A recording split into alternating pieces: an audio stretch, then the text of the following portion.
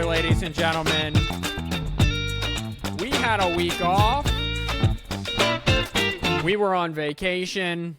It was glorious. Then I got back and had to jump right back into work, so I was unable to get to the 10-Minute Sports Report last week. I do apologize immensely for that. We had an awesome week of sports, ladies and gentlemen. I saw hockey Sunday started preseason, so that is back in action, so that's pretty neato burrito, if you will, if you like rhyming, so that is cool all the way around.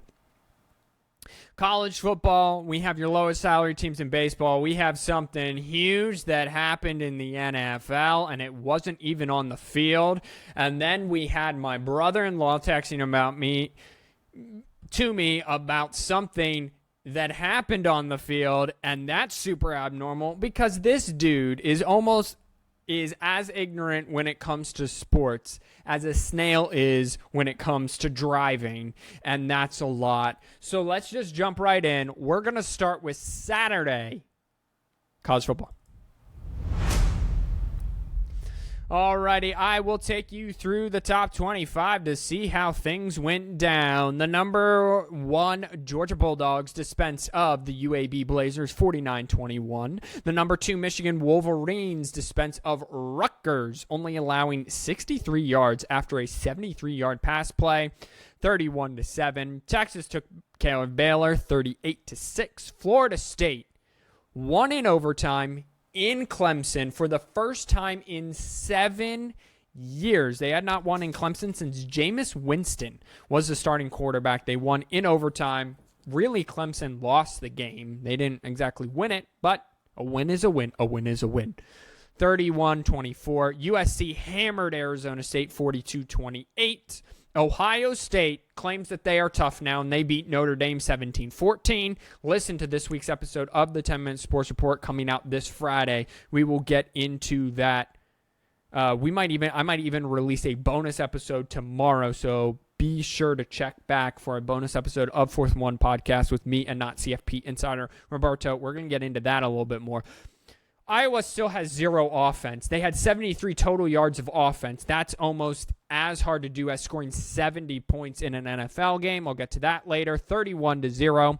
Washington clearly is top 4 team in the country. 59-32 over Cal. Oregon took care of Colorado and the Buffaloes. Dion and those boys walked into Eugene and they got absolutely routed 42-6. And ladies and gentlemen, it was not even that close. Utah beat UCLA somehow 14-7. It was a awesome defensive game plan.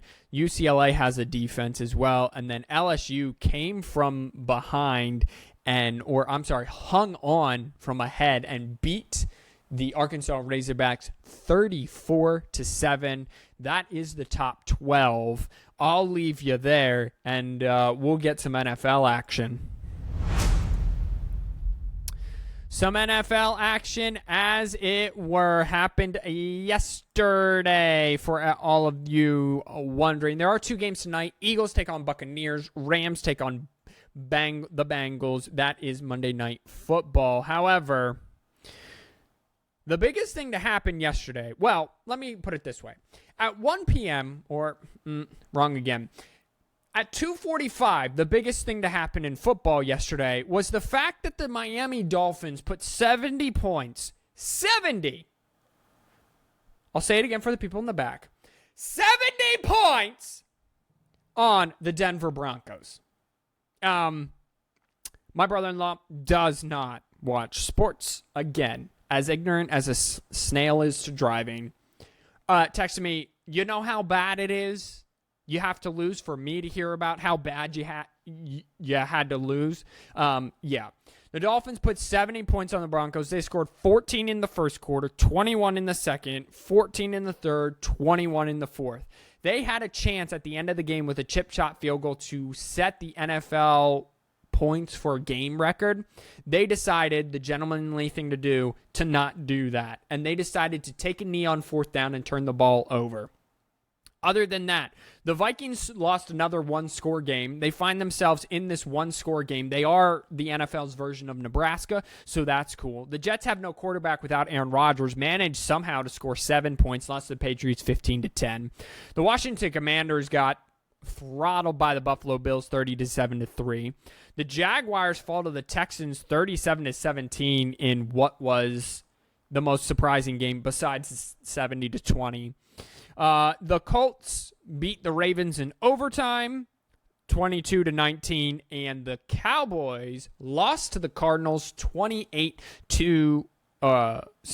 Yes, they lost. But however, so at 2:45, biggest news in all of sports was that the Dolphins beat the Denver Broncos 70-20. At an hour and 15 minutes later at 4 p.m., the biggest news in all of sports was that Taylor Swift attended the Kansas City Chiefs versus the Chicago Bears game. It is official. She is dating Travis Kelce. The world is exploding. TikTok has gone off its hinges.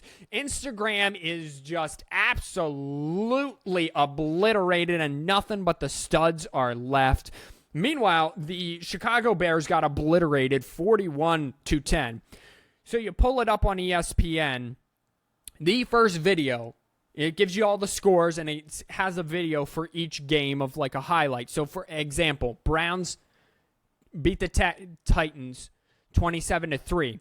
The video that you can click on, Jerome Ford dives into the pylon for his first career rushing TD. Lions beat the Falcons. Jared Goff is fired up after keeping it for himself for the Lions TD. Packers, Saints. Romeo Doubs makes an incredible catch to give the Packers the lead. Dolphins, Broncos. Dolphins fall just shy of points record in 70-20 win. Okay, you get what I'm going. The video for the Chiefs-Bears game is Taylor Swift celebrates Travis Kelce touchdown. That's the video. So NFL is now all about Taylor Swift. That'll be fun to put up with for the next 3 months or until they break up. 'Cause we are never, ever, ever. Moving on from this segment. Check in on the lowest salary teams in baseball. We are now just 6 days away. Nope, I was right the first time. 7 days away from the end of the regular season. So how it is now, maybe how it stay. I don't know. I haven't looked at the standings since the last time I did Sports Report. So here we go. Baltimore Orioles are on a 2-game winning streak. They are 97-55. When I left you last, they were in the heat of a 4-game stance with the Tampa Bay Rays. They lost the first 2, then won the second 2. Then they won 2 out of 3 to the Astros, then won 2 and lost 2 against the Guardians, and they won their last 2. So that's where we are. So we are on a 2-game winning streak. They sit 2.5 games ahead of the Tampa Bay Rays, who are now 2.5 games back of the AL East lead. Speaking of those Tampa Bay Rays, they are 95-62, 2.5 games back of the Baltimore Orioles for first place of the AL East. They are still, though, atop the wild card, and we'll get to that in just a second. Checking in on the Cincinnati Reds. I don't know where they are in the wild card, but they're having a rough time. So they lost 4 straight at one point, including 2 out of 3 to the Pirates. They're on a 1-game winning streak, they won their last game against the Pirates 4-2, but they are having a rough time. But that's not what's important. Let's check in on the standings and the wild card standings in particular. All right, so clinched to playoff berth are the Orioles and the Tampa Bay Rays. They are both from the American League East. The Tampa Bay Rays have secured the top overall spot in the wild card, so that it has gone to them. However, if they do come back and win the AL East, the Orioles then would get the top wild card spot.